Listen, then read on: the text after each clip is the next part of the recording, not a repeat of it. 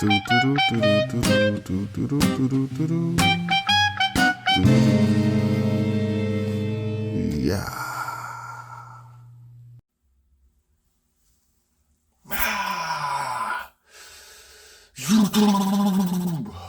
What's up, baby?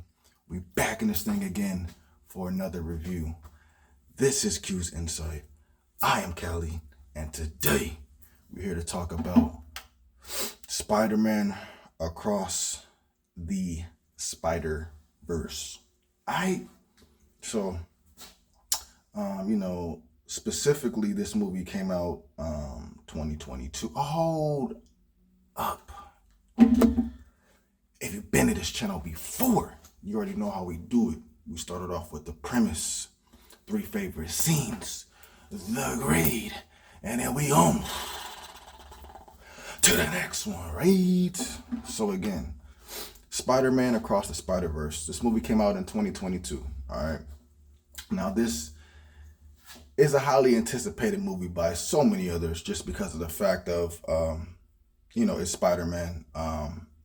This specific Spider-Man has been doing very, very well. You know what I'm saying? Like, I'm not knocking the Tom Holland live action one at all. I'm just saying, like, this specific Spider-Man is definitely doing well. So we already knew that they were going to make Spider-Man 2. And, we didn't know how long it was going to take, but we already knew it was going to happen. And as soon as we kind of got that trailer, I'm pretty sure it was like a really highly anticipated movie, just about from anybody, you know what I'm saying? So, but yeah, definitely wanted to see this movie in the theaters, but I was not able to see this movie in the theaters. But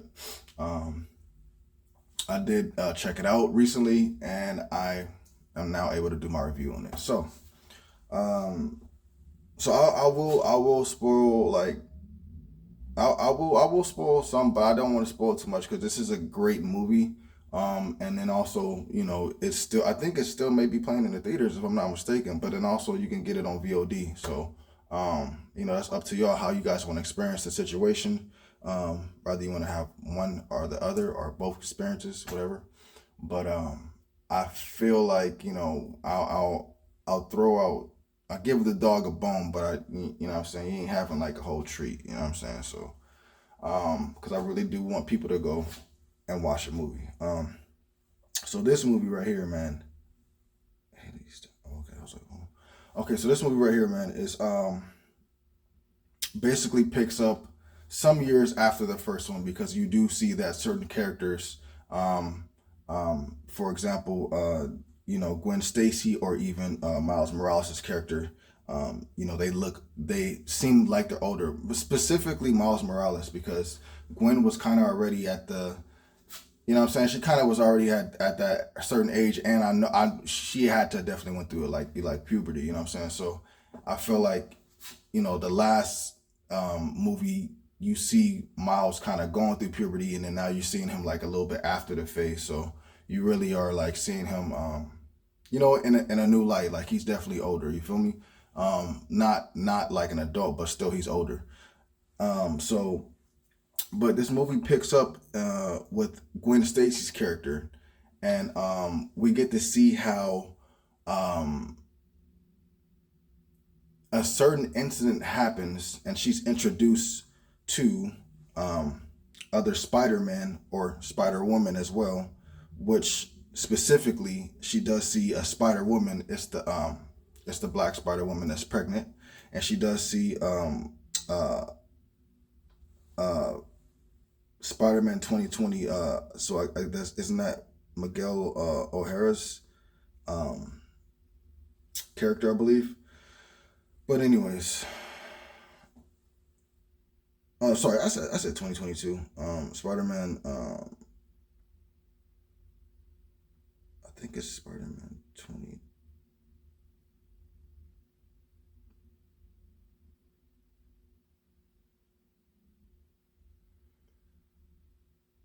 Yeah, Spider-Man 2099. Okay, so she meets Gwen Stacy through this situation that occurs. Meets Spider-Man 2099. Meets Spider-Woman, and they end up having to face off against a certain foe that's actually from would seem like the past, or just if not that, just from another dimension, right? And this is it was the Vulture. Okay. Um, Now after what happens,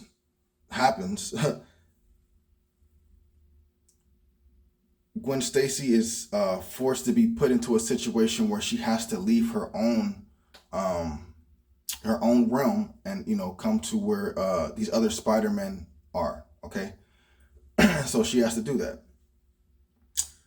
and then from there we go back with Miles's character, um, and then we are introduced to a character named the Spot. Okay, now the funny thing about the Spot is that in the beginning he's such a clumsy villain. Throughout the movie, he's continuously gaining edge and gaining power to become one of the most ultimate villains of the Spider-Man universe. Um, and then also, the ultimate villain specifically to Miles Morales, um, because we find out that Miles Morales had something to do with making the Spot. Okay. Um, and then also the fact that now he is the Spot and Miles Morales is downplaying him as a villain. This makes him want to, make Miles Morales take him serious, force him to. So that's exactly what happens.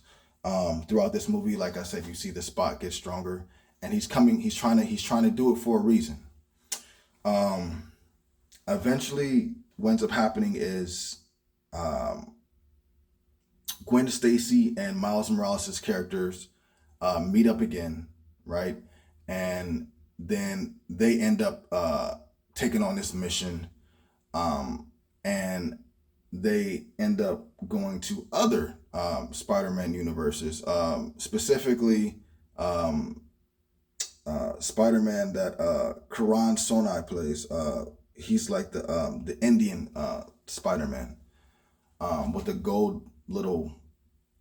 I don't know. It looks like a double headed chalice, and then like he like flings the he flings his it on the web, and it's like it's almost like a weapon, but then also it helps him to like swing and stuff like this.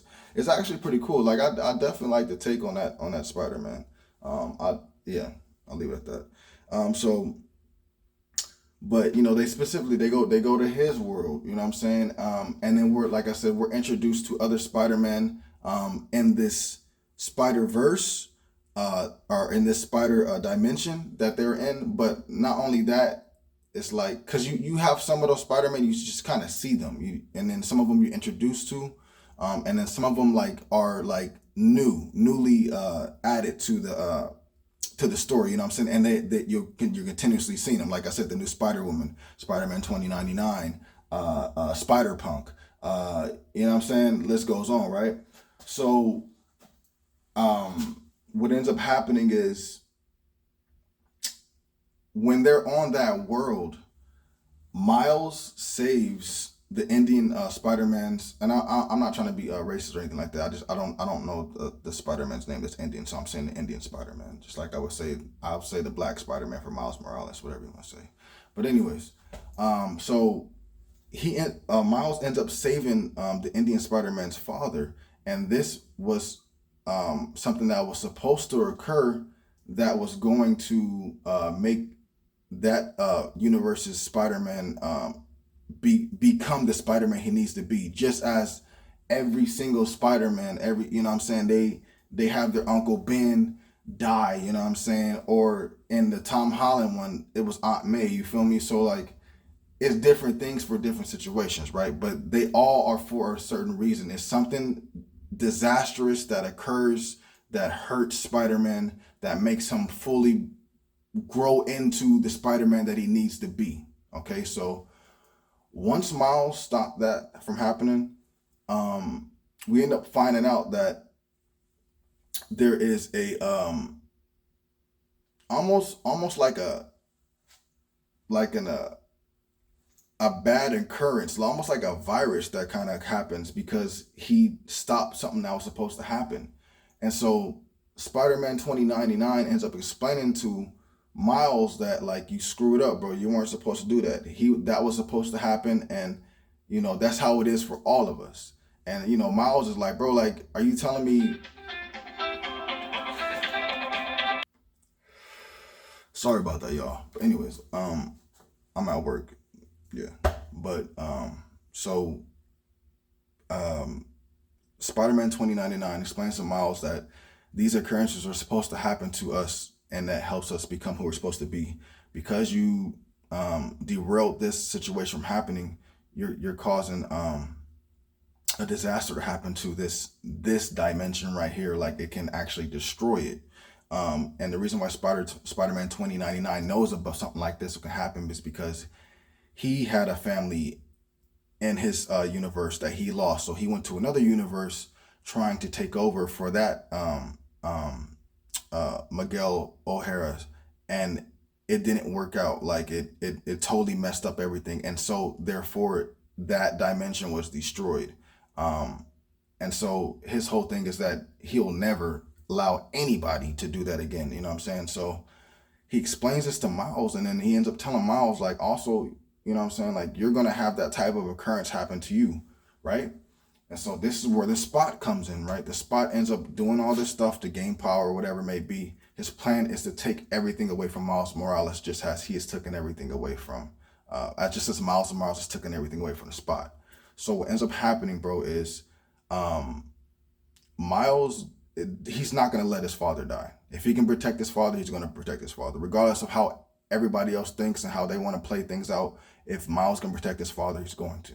So he ends up escaping from the Spider verse in order to go back to help out his father and to also stop the Spot. Um, and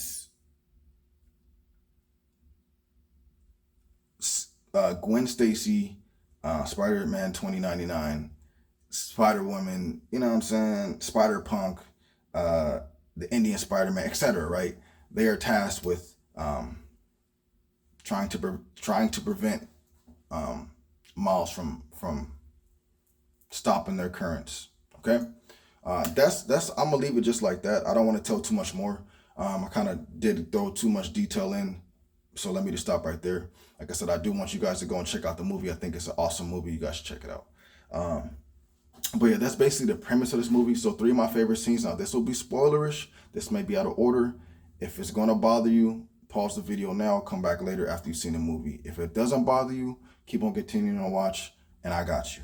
So my first favorite scene, bro, definitely has to be the beginning scene with Gwen Stacy, with Spider-Man 2099, with Spider-Woman going against the Vulture. It just was such a unique blend of artistry going on, bro. The creativeness about it was just it was crazy. It was crazy, bro. The way that the Vulture looked, the way he was like all wood, and then no homo, but he was like all wood, and then like you know what I'm saying, just the fact that Gwen Stacy's universe already looks a little bit different than Miles Morales' universe. Seeing Spider Woman come in, Shorty got the motorcycle and all that stuff like that, different with it. You know what I'm saying? Shooting out the webs like this with all her fingers, if I'm not mistaken. And then Spider Man 2099, you already know that fool was completely different, like an Iron Man type, Spider Man type thing. And then Gwen Stacy, you know how she do. So just seeing all that boil down, it was very crazy, bro. Very crazy, very interesting, dope scene. So that was my first favorite scene. My second favorite scene would have to be all of the Spider-Man chasing Miles Morales as he's trying to escape the Spider-Verse in order to go back and stop the Spot from taking out his dad. That was crazy, bro. Yes, it was in the commercial and everybody's seen it and all stuff like that, but just actually seeing all these other different versions of Spider-Man that I didn't even, some of them I've never even seen before in my life. I didn't even know they existed. Some of them I did, you know what I'm saying? Whether, I know about them, whether I've seen them, you know what I'm saying? Whatever it may be. But just having all these other Spider-Man go after this one dude, and dude is able to escape, you know what I'm saying? Like it just, and he's like the young cat. He's like the protege, you know what I'm saying? He's not supposed to be outsmarting everybody. He not even supposed to escape, but he does. So it just was a really cool scene. I really love that scene. It's definitely something that, you know what I'm saying, if you're a Spider-Man fan, you go back and check out a few times just because of the different versions of Spider-Mans, whether it be from cartoons, whether it be from live action, you know, movies, you know what I'm saying, games, whatever it may be. Like it just has your, you'll find a Spider-Man that you know. And so that's just dope, right? Um, so that'll be my second favorite scene. My third favorite scene, let me see, bro. Let's see. Okay, now this is definitely spoilers. So if you have not seen this movie, like I said, and it bothers you, do not listen right now. If it doesn't bother you, stay tuned. But this is definitely my third favorite scene. This is that twist ending, bro. Like I said, we find out that our Miles Morales wasn't even supposed to be Spider-Man to begin with. The spider that bit him was from a different dimension, where in which in the end they send him to that dimension where that spider is supposed to be, which is not his dimension. It's a different Miles Morales dimension, right? That Miles Morales was supposed to be Spider-Man and no longer was able to do that because that spider was sent to our Miles Morales. So instead of that, he becomes the Prowler. And in this universe, his uncle still lives, his dad is dead. In our universe, his uncle's dead, his dad is still alive. So it's complete opposite. And then you see them come face to face, and bro, the Miles Morales that's the Prowler, he's looking hella cool, like with the braids and everything slicked back. Like definitely remind me, gave me that Killmonger type vibe, right? You know what I'm saying? And the thing that I like about this is like, you know what I'm saying? We always got this stuff where people are going against they selves or whatever, you know what I'm saying? Or a version of themselves. At least this is done correctly because I feel like this will be different. Yeah, it's two Miles, right? Literally like the opposite of each other though. You feel me? Like one's probably cool, one's probably heated, you know what I'm saying? But also between that, it's not gonna be two Spider-Man going against each other. It's gonna be the Prowlers, Miles Morales versus you know what I'm saying, the Miles Morales Spider-Man. So that's what I really respect about it. Because when it comes down to it, it's not gonna be a mirror match, you feel me? It may be a mirror match with the people, but just their abilities will be it'll be different. So like that's what I'm liking about this. So and then of course we found, you know, this is part one. There'll be a part two coming out, and I don't know how many years, especially with this strike going on for the writers. But yeah, that'd be three of my favorite scenes, man. So they're great for this movie, man. I can't remember if I reviewed the first Spider-Man movie, the Amazing Spider-Man or whatever it's called. But if not, I'll probably go back and do it. But for this movie specifically, I thought it was great. I feel like it. You kind of got to hold. I feel like you feel like you got to hold back on a grade just because you know it's another movie coming out. You know what I'm saying? But I'm gonna try to focus on this, and I feel like this was a pretty decent doing for this story. Like I don't think they really could have done it any better. So for me, I'm gonna give it a 9.7 out of 10 for this movie. 9.7 out of 10. So definitely above average, definitely worth your time. If you're a Spider-Man fan, whether it's live action, whether it's movie, whether it's games, whether it's cartoons, whatever it may be, go check the movie out. I guarantee you will like it. If you're not a Spider-Man fan, just go check it out just in general, because this is still a little bit different than the usual Spider-Man. I mean, it's a whole nother different Spider-Man and has a whole bunch of other different Spider-Mans in it. So go check it out, bro. Definitely worth it, man. But if you guys seen the movie, let me know what some of your favorite scenes. Let me know, are you looking forward to the next continuation, the next installment of this movie? Do you feel like this movie was trash? Do you think they should have stopped now? You know what I'm saying? Did they mess up with that twist ending that I loved? Let me know about that in the comments down below. All right. Please remember to like, subscribe, and share. As always, this is Q's Insight. I am Cali. Until next time.